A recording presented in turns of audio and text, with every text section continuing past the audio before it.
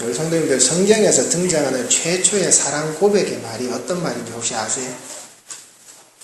성경에 등장하는 최초의 사랑의 고백, 남자가 여자에게 말한 사랑의 고백. 너는 내 뼈 중에 뼈요, 내 살 중에 살이다.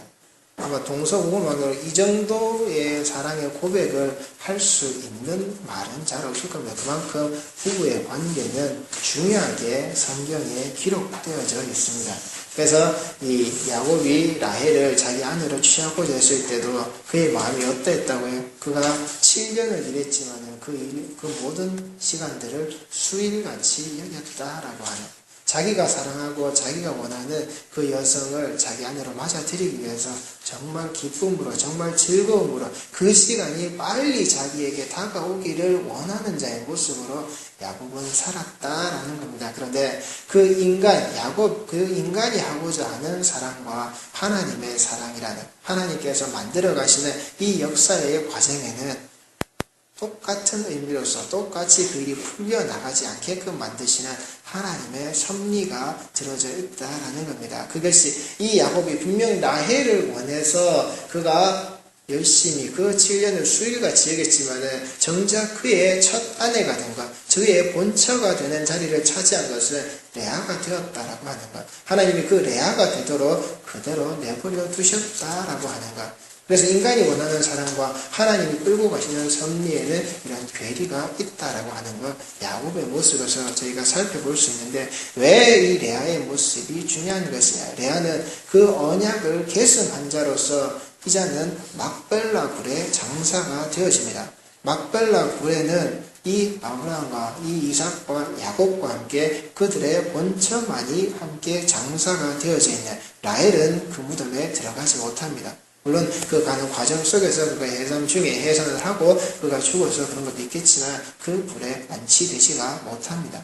언약의 계승은 하나님께서 그 레아를 통해서 그 이루어지는 그 모든 모습을 두셨기 때문에, 그리고 또한 이 라헬의 모습을 살펴보면은 이 아브라함과 이삭과 야곱의 가문에 흐르는 정말 불운의 일이 라헬에게는 생겨지는 겁니다. 여러분들이 제가 지난주 이 리브가의 삶을 좀 살펴보지 못해서 이게 다 전하지 못하겠지만은, 이 아브라함과 이삭과 야곱, 사라와 리브가와 라헬의 공통점이 하나가 있습니다. 뭐가 있죠?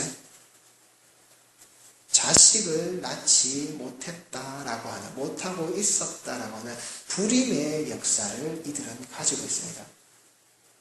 하나님이 약속을 분명히 하셨지만 사라는 아브라함이 100세가 되기 전까지는 그 아들을 취하지를 못했다라는 겁니다. 리브가 역시 자식을 취하고 있지 못하고 있다가 이삭이 기도를 하는 중에 이 쌍둥이가 태어나게 되고, 라헬 역시 하나님의 그 일이, 하나님의 그 간섭이 있지 않으면은 너는 임신할 수 없다라고 하는, 그들에게는 이 불임의 역사가 이렇게 흘러가고 있습니다. 그런데 사라의 모습에서는 어떤 것이 있었죠? 그 자식을 원하기 위해서 그 남편에게 하갈을 들여보내는, 그래서 자식을 낳게 하는 모습이 들어져 있습니다. 그리고 라헬 역시도 어떻게 했죠? 자기가 먼저 자식을 낳기 전에 자신의 여종을 주인에게, 그 야곱에게 줌으로 자식을 낳는, 그리고 나는 정말 자식을 원한다라는 것이 성경에 기록되어져 있지만, 그런데 그 중에서 리브가에게만큼은 성경에 그런 기록이 없습니다. 리브가는 자기가 자식을 낳건 못 낳건 있건 없건 아무 관심이 없습니다. 하나님께서 그렇게 하시겠다라고 한 그 시간을 그냥 리브가는 묵묵히 기다리고 있습니다. 그리고 아브라함에게는 하갈이라고 하는 첩이 있었지만 야곱에게는 이비라와 실바라고 하는 이 첩들이 있었지만은 이삭에게는 첩이 없었습니다. 리브가와 이삭, 이 둘만의 관계밖에는 성경에 기록되어져 있지 않다라는 겁니다. 그만큼 성경에서 이 리브가가 차지하고 있는 족장서에서, 구속서에서 리브가가 드러내는 부분들이 분명히 있는 게 사실입니다. 거기에 다음에 시간이 있으면은 이 리브가의 모습에 대해서도 한번 살펴보도록 하겠습니다. 그리고 이 라헬은 자기가 원하는 그 임신이 되어져서 자식을 낳는, 자식을 놓고 나서는 죽는 그러한 또한 불운의 여성이기도 하다라는 겁니다. 그러면서 자기가 낳았던 그 두 번째 아들, 그 해산의 고통 중에 낳았던 그 아들의 이름을 베노니라고 지으면서 이자는 나의 슬픔의 아들이다. 내가 더 이상 젖을 먹이지도 못하고 그 어미의 젖을 먹지도 못하는 자. 더 이상 어미로서 내가 사랑을 주지도 못하고 그 어미의 사랑을 받지도 못하는 자. 그는 나의 슬픔의 아들이다. 그런데 그 슬픔의 아들을 야곱은 어떻게 바꿔 그랬죠? 아니야, 얘는 베노니가 아니라 베냐민이야. 그것은 오른손의 아들이다라는 겁니다. 그리고 성경에서 오른손, 오른쪽을 이야기할 때 이것은 올바른 방향을 나타낸 겁니다. 틀리다, 맞다의 모습을 드러낸다는 겁니다. 오른손은 맞는 것이고 왼손은 틀렸다라는 겁니다. 오른쪽은 맞는 방향이고 왼쪽은 틀린 방향이다라는 겁니다. 야곱이 지금 이 베냐민에게서 그렇게 말하는 것은 이것은 슬픔의 아들의 모습이 아니라 이렇게 되어지는 것은 올바른 방향의 모습이다. 하나님께서 끌고 가시는 이 모든 구속사의 모습에서 하나님의 섭리 아래에서 이 모습은 올바른 모습이다. 그래서 야곱은 슬퍼하는 것의 모습이 그 자리에 기록되어져 있지 않습니다. 그래서 성경에 이 해산이라고 되어져 있는 이 신구약 공통적으로 저희들이 드러내는 표현이 이 해산이라는 것은 생명을 낳는 고통스러운 일이다라고 성경에서는 표현하고 있습니다. 그 생명을 낳는 일이 설사 생명을 잃어버리는 일이라 할지라도 반드시 그 생명은 태어나야 한다. 왜 그럴까요? 예수의 십자가가 그걸 증명한다는 겁니다. 예수의 생명은 그 십자가에서 사라져야 되지만 그 십자가를 통해서 생명이 태어나려고 하면 반드시 그 생명은 죽어야 한다. 이게 올바른 방향이라는 겁니다. 하나님께서 자기 백성을 만들어내실 때에는 그것이 설사 슬프고 억울하고 괴롭고 고통 중에 있는 자리라 할지라도 반드시 죽어야만이 산자가 나온다라고 하는 것. 그래서 우리가 세례를 받는다라고 하실 때 그 세례의 의미가 거기 있는 겁니다. 단순히 물 몇 방울 내 머리에 찍어 바르는 게 아니라 원래는 그걸 침례라고 하죠. 침례교에서는 그 안에 사람을 물에 담궈버리죠. 그 이유가 거기에 있는 겁니다. 깨끗이 빨아서 건져내는 게 아니라 네가 이 물속에 처박힐 때는 너는 죽는 거야. 그런데 네가 이 물에서 건져내어질 때는 너는 산자라는 거야. 그래서 이 이스라엘 백성들이 홍해를 건널 때 모세 아래에서 세례를 받았다라고 하는 것은 그들이 홍해 아래로 기어 들어갈 때는 그 물속으로 기어 들어갈 때는 그들이 죽었다라는 겁니다. 그런데 그들이 다시금 애굽에서 걸어 나와서 광야로 들어올 때 그 첫 발을 내디딜 때 그들은 그 물에서 건져내진 산자가 되었다라고 하는 것. 반드시 죽어야만이 산자가 되어진다라고 하는 것. 이것이 성경의 올바른 방향이다라고 하는 것. 그게 예수가 우리를 위해 죽으셨고 우리를 살리신 이후의 모습이다라고 하는 것. 그래서 베냐민의 모습은 슬픈 게 아니라 이든 올바른 방향, 오른손의 아들로서 하나님 그렇게 끌고 가시는 우리의 섭리다라는 겁니다. 자, 그렇지만은 어쨌거나 이 야곱은 라헬을 바라볼 때에 그 첫눈에 바라봤던 그 마음속에 그가 사랑했던 그 마음을 가지고서 그는 라헬을 원래 원했던 자였습니다. 그래서 창세기 29장 21절 말씀을 보시면은 야곱이 라반에게 이르되 내 기한이 찼으니 내 아내를 내게 주소서 내가 그에게 들어가겠나이다. 여기에 내게 주소서라는 이 표현은 강력한 청혼의 표현입니다. 그냥 달라는 게 아니라 내가 지금까지 이렇게 삼촌 위해서 일했죠. 이제 나는 그 때가 되었으니 내가 이제 결혼을 해야 되겠습니다. 삼촌께서 이제 더 이상 미룰 수 있는 그런 일이 아니라 나는 반드시 지금 결혼을 해야 되겠습니다. 라고 그 라반에게 강력하게 말하고 있는 겁니다. 그리고 저희들 이 이후에 율법이 제정되긴 하지만은 하나님의 법은 이 독신 남자가 6년 동안 일을 하게 되면 나머지 그 7년째 되는 그 다음에는 그 종의 신분에서 풀어주는 것이 하나님의 법입니다. 그런데 야곱은 그 일을 2번이나 했죠. 그것도 6년이 아닌 7년씩. 그런데 그 7년, 7년과 14년의 삶을 살고 난 이후에 하나님께서 야곱을 떠나라고 하실 때 몇 년의 종살이를 했죠? 6년을 했다라는 겁니다.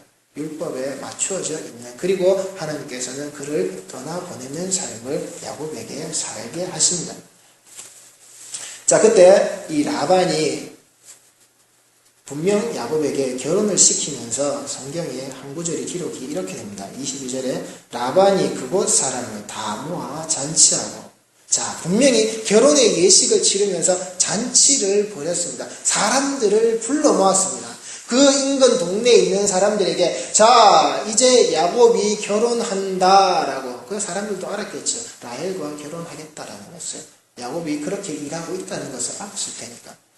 자, 그런데 여기에 분명 사람들을 불러 모았고 사람들과 함께 잔치를 하기는 했습니다. 그런데 야곱의 결혼식에는 누가 빠져있죠? 자, 우리가 결혼을 하면은 누구와 누구 측이 같이 있어야 되죠? 신랑 측도 있어야 되고 신부 측도 있어야 되는데 오직 이 잔치에는 누구만 있었습니까? 신부 측밖에는 없었다는 겁니다. 신랑의 가족들은 등장하지를 않았다는 겁니다. 그 말은 라반이 아예 부르지도 않았다는 겁니다. 왜 안 불렀을까요? 이 가족의 동반 없이 결혼하는 이 야곱의 결혼식의 모습에는 이 라반의 음흉한 속셈이 들어져 있었다는 겁니다. 누구를?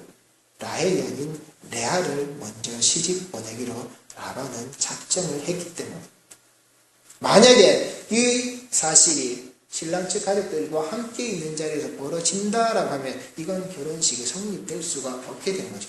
사기니까. 아예 이 모든 것을 무마시키고 알리지도 부르지도 않고 라반은 이 결혼식을 진행해 버린다라는 겁니다. 자신의 음흉한 속셈을 감추어 놓고서는 이 야곱을 어떻게 하면 더 내 정으로, 더 내 유익과 더 내 사욕으로 부려먹을까라고 하는. 그래서 저희들 가끔 뉴스나 이런 걸 보시면은 노예 계약이라고 하는 그런 표현들 잠깐씩 보셨을 겁니다. 한 사람을 올가매서 어떻게 하면 그 사람의 노동력을 내가 착취해서 그 이윤을 최대한도로 나의 것으로 만들어버릴 수 있을 것이냐. 우리 믿는 성도들의 삶은 이런 음흉한 계획 아래에서 다른 사람의 노동을 착취하는 삶을 살아서는 안 되는 겁니다. 성경에서 그 삶을 살지 마라, 그렇게 해서는 안 된다라고 되어져 있지만 단지 이 성경 한 구절에 아래에서도 그 결혼식 아래에서도 라반이 가지고 있는 이 음흉한 속셈이 들어져 있는 이 모습, 내가 사업을 하고 내가 다른 사람들에게 일을 시키면서 내가 그 사람들을 통해서 이윤을 얻어야 되는가? 예, 사업을 하면 당연히 그래야 되겠죠. 그런데 그 사람들의 피고름을 빨아내는 거머리 같은 존재가 돼서 성도가 주일에서는 하나님께 찾아오고 예배드리고 어쩌고 저쩌고 살아간다고 하면서 자신의 본래의 삶의 모습에 들어갔을 때는 내가 어떻게 하면 다른 자를 짓밟고 올라가서 그들을 통해서 내 것을 취할까라는 삶을 살고 있다라고 하면 그는 그의 삶 속에 종교를 가진 자인지는 모르겠지만 정말 말씀을 가진 성도된 자의 구원을 갖는 자는 되지 못한다라는 겁니다. 우리 성도들께서는 단순히 이 라반이 잔치를 베풀었다라고 하는 이 모습 속에서 그 라반이 가지고 있는 음흉한 속성을 보시고 나는 사람들 앞에서는 이 잔치를 베풀듯이 크게 하고 잘 보이고 사람들 앞에 드러내는 인정받는 그런 모습일지는 모르겠지만 그 속에 더러운 생각이 들었다라고 한다면 그 생각이 하나님 앞에 온전치 못하고 하나님 앞에 바르지 못한 내가 그런 마인드를 가지고 있다고 한다면 성도는 어제와 다른 오늘의 삶 속에서 그것을 버리는 자들이 되셔야 한다라고 하는 것. 그래서 성도들이 운영하는 사업장이든 가게든 어떠한 자리든 여러분 아래에서 일하는 사람들이 여러분을 통해서 뭘 볼 수 있는가? 예수를 보고 그 복음의 곁으로 가까이 나올 수 있게끔 내가 너를 통해서 내 이윤을 창출하는 자가 아니라 내가 너를 통해서 하나님의 사람을 남기는 그러한 사업과 그러한 사람들을 겨냥하시는 그러한 일들을 우리 성도들께서는 꼭 하시기 바랍니다. 자, 그래서 성경에서 보시면은 이 일부 다처제의 삶이 드러나게 되는데 성경에서 나오는 일부 다처제는 하나님께서 용인하는 삶이 아닙니다. 하나님께서 아담과 하와에게 1대1의 관계를 만드셨지 1대2, 1대3이 그런 관계를 만드시지 않았다는 겁니다. 성경에 등장하는 최초의 가정은 남자와 여자가 둘이 연합하여 한 몸을 이루는 그들이 동침하여 자식을 낳게 되는 1대1의 관계라는 겁니다.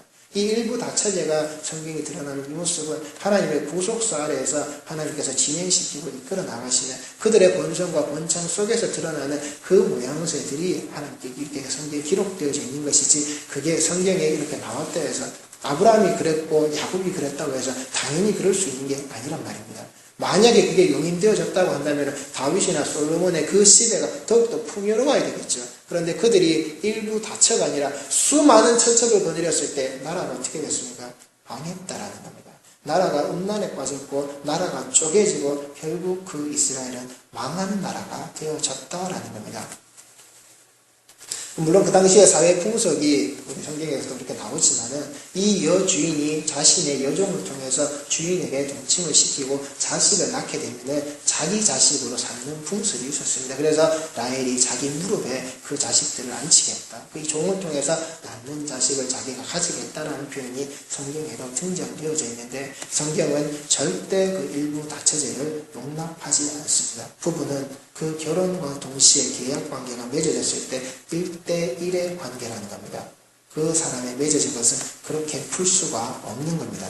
그래서 성경에서 이 사랑이라는 단어를 하나의 단어로 사용하는데 이 하나의 단어를 사용할 때 사랑이라는 의미가 부부에게 쓰여질 때는 하나님에게 쓰여질 때 그 대상에 따라서 의미의 차이가 조금씩 생기는데 부부간의 사랑이다라고 할 때는 아주 폐쇄적인 관계를 말합니다. 이 폐쇄적인 관계라는 게 이 남편과 아내의 폐쇄적인 관계를 말하는 게 아니라 이 남편과 아내가 이루어져 있는 그 관계를 누구도 침범할 수 없다라고 하는 것. 밖으로 통해서 들어오는 폐쇄적인 관계를 이야기하는 겁니다. 절대 다른 사람들이 침범할 수 없는 관계. 부부의 관계를 침범한다는 게 어떤 걸까요? 바로 음란의 문제라는 겁니다. 그래서 성경에서는 부부의 관계 문제에서 쭉 이야기할 때 항상 음란의 문제를 이야기하고 부부는 절대 이혼할 수 없습니다. 성경에서 율법에 써져 있고 모세의 증거를 주고 그렇게 어쩌고저쩌고 하면 이혼이 된다라고 하는 것은 인간들이 만들어낸 그때 당시에 살았던 그 남자들이 자기 주권의 사상을 가지고서 만들어낸 것이지 성경은 이혼을 용납하지 않습니다. 절대 성도는 이혼의 이 모습을 하나님께서는 용납하시지 않는단 말입니다. 그래서 이 사랑의 단어가 폐쇄적으로 드러나 있는 것은 이 부부만이 가질 수 있는 합법적이고 허락되어져 있는 이 성적인 그 관계의 모습에 있어서 남편은 자기 마음대로 자기 몸을 주장해서 밖으로 돌아다닐 수도 없는 노릇이고 아내 역시도 마찬가지다라는 겁니다. 반드시 이 두 사람은 부부의 모습으로 한 몸이 될 수밖에 없고 한 몸이 되어져야 한다라고 하는 것. 그런데 왜 성경에서 이것을 강조하느냐? 만약 이 남편이 되었던 아내가 되었던 이 음란의 모습을 저지른다라고 하는 것은 부부 그 상호간의 관계의 문제가 파괴되는 것도 맞지만은 그 모습은 곧 하나님과 자신과의 관계가 파괴되어진다라고 하는 것. 음란의 문제가 성경에서 항상 기록되어질 때 우상 숭배와 직결되어져 있다는 겁니다.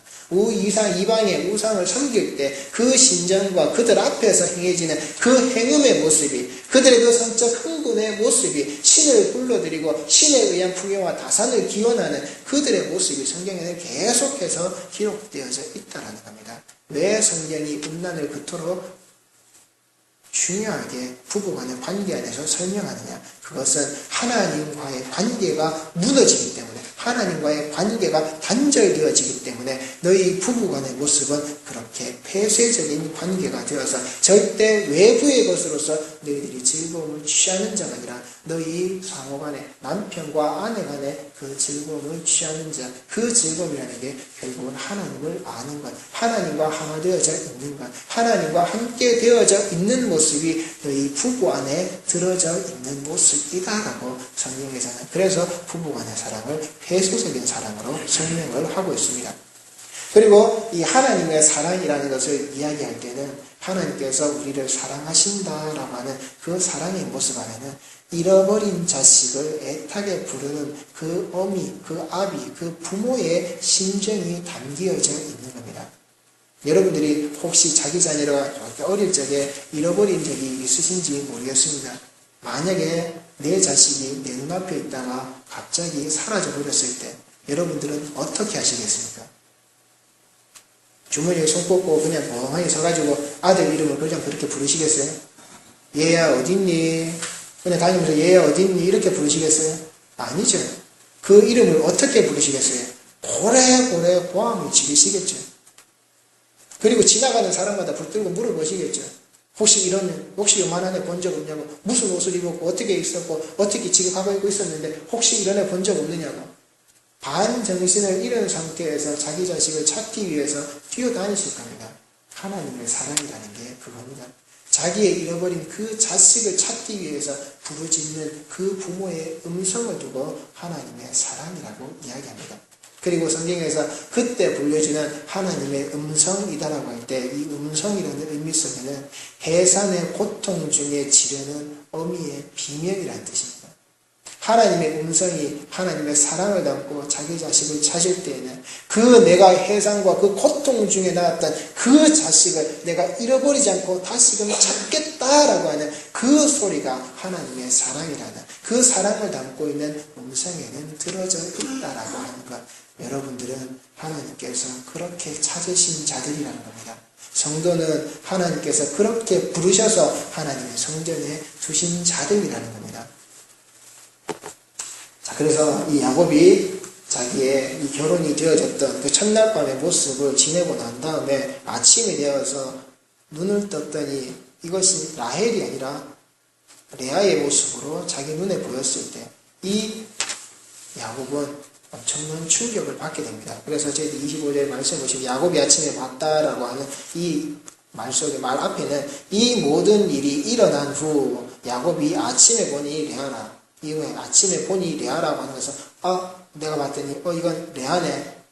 야곱의 충격적인 반응이 이 말씀 속에는 들어있습니다. 그래서 외삼촌에게 따집니다. 어찌하여 내게 이같이 행하셨습니까? 라고 할 때 이 이같이라는 말은 야곱이 앞으로 할 말을 강조하는 표현입니다. 나와의 약속을 이행하라. 왜 나와의 약속을 이행하지 않고 이렇게 일을 만들었느냐? 이 야곱은 삼촌에게 따집니다. 그때 라반은 이야기합니다. 27절 말씀 보시면 이를 위하여 7일을 채우라. 여기서 이를 위하여 라고 할 때 이 야곱이 따졌던 것 같이 똑같은 표현의 말을 이 라반은 사용합니다. 왜? 자, 지금부터 내가 할 말 네가 똑바로 들어. 네가 그 결혼 이행하려고 나한테 따지듯이 내가 지금 너한테 하는 말 똑바로 들어. 적반하장이죠.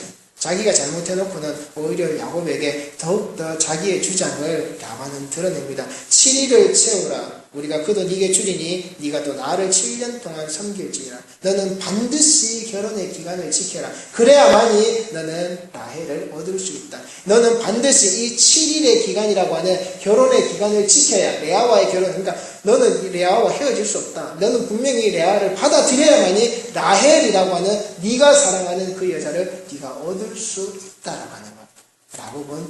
라반은 야곱에게 이러한 음흉한 계략을 세웠다라는 겁니다. 그래서 야곱은 라헬을 얻기 위해서 또한 7년을 일하고 그 7일의 결혼기간을 지켰다라고 하는 것. 이 레아를 자기의 본처로 맞아들였다라는 겁니다. 그래서 오늘 본문의 31절 말씀을 보시면 여호와께서 레아가 사랑받지 못함을 보셨다라고 하는 이 사랑받지 못함이라는 것은 레아가 라헬보다 아예 뒤처져져서 아예 야곱이 거들떠 보지 않았다라는 이 사랑받지 못했다라는 것이 아니라 라헬에 비해서 사랑을 덜 받았다라는 말입니다. 분명히 레아에게도 야곱의 그 마음을 주었고 레아를 사랑하기는 하나 라헬보다 덜 사랑했다라는 것이지 아예 레아라는 것을 머릿속에 지워주고 아예 너는 그냥 관심도 없어. 나는 널 갖고 싶지도 않았고 원하지도 않았고 결혼하려고 했던 생각이 나한테 전혀 없었어. 그러니 나는 너에게 줄 사랑이 없어. 이런 관계는 아니었다라는 겁니다. 레아보다 덜 받았지 야곱의 마음속에는 항상 레아의 자비도 있었다라는 겁니다. 그래서 저희들 이 엘리에셀을 향해서 아브라함이 내보냈을 때 엘리에셀이 혹시 내가 그렇게 안 되면 어떡하지요? 주인의 말씀대로 안 되면 어떡하지요? 라고 했을 때 아브라함이 얘기를 하죠. 너하고 네가 그 땅에 들어갔을 때 너와 이 맹수는 상관이 없다. 저희들이 상관이 없다라고 하면은 그와 관계가 없다. 야, 나하고 필요 없어. 이제 됐어. 그냥 끝이야. 이런 의미로 저희들이 받아들일 수 있는데 원래 성경에서 말하는 의미는 그 상관이 없다라고 얘기할 때 네가 그 땅에 들어가서 이 언약이 이루어지도록 네가 네 일을 행하는 그 순간이 되면은 이제 너는 이 언약에서 이 약속에서 이 맹약에서 너는 자유하게 된다 이 뜻입니다.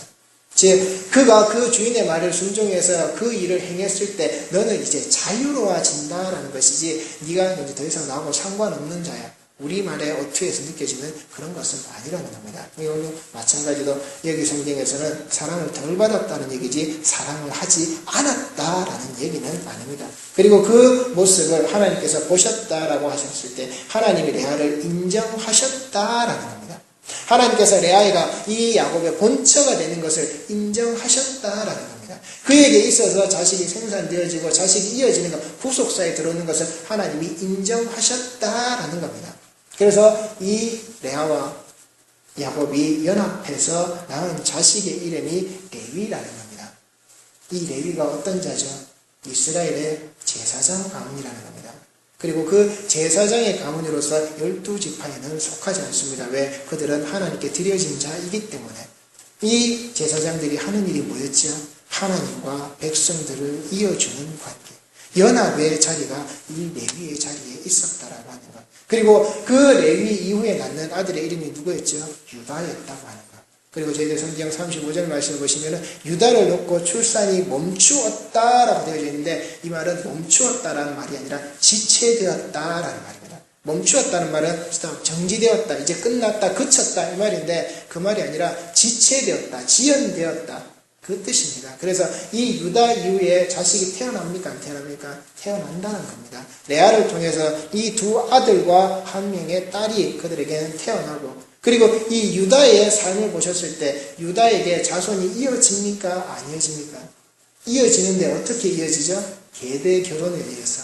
그의 첫 아들이 죽고 둘째 아들이 죽고 셋째 아들을 통해서 다말에게서 분명히 자식을 취해야 되는데 유다는 그걸 지체시키는 자라는 겁니다. 멈추어버리게끔 만들었다는 겁니다. 그런데 하나님께서 어떻게 그 유다를 통해서 자식을 생산하게끔 만드시는 계대 결혼을 그가 이어나가는 그 삶을 지체되어지는 자식의 생산의 모습이 유다의 삶 속에는 기록되어져 있습니다. 그리고 그 지체되어졌던 그 삶의 모습이라고 하는 것은 첫 번째 아담에 의해서 실패되었던 그 하나님의 백성이 이 땅에 생겨나는 하나님의 성도들이 이 땅에 드러나는 것을 누가 둘째 아담이 예수로 말미암아 드러나게 되는 하나님의 언약된 약속된 백성들이 지체되었지만 그러나 반드시 이 땅에 드러나게 되고 그들을 통해서 무엇이 되는 찬양으로 하나님께 돌려지는 그 영광의 모습이 이 모습 속에는 들어져 있다라고 하는 것. 그 구속서의 경륜이 이 자식들의 모습 아래에서 들었다라고 하는 겁니다.